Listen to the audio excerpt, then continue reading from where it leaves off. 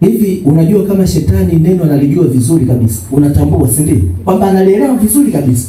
Angalia Mathayo 4 utaona Yesu alipopandishwa na Roho nyikani. Anaenda sambamba na neno. Hautajua kama huyu ni shetani. Mwingine anaweza kusoma neno la Mungu kama gazeti. Haelewi. Sio kwamba anafanya makusudi. Hapana. Ndani yake hakuna ile ladha.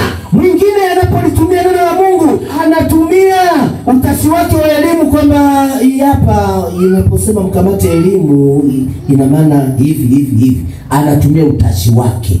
Lakini kuna ladha ambayo tunaipata katika neno. Ile ladha sio kila mtu anaweza akaiona. Usipokuwa makini huwezi kuiona. Lakini wakati mwingine kuna ladha nyingine inaingia. Unaweza kufikiri ni ladha ya kimungu, kumbe ni ladha ya adui. Bwana Yesu asifiwe. Utafikiri ni kawaida, utafikiri ni vitu vya kawaida, lakini sio kawaida.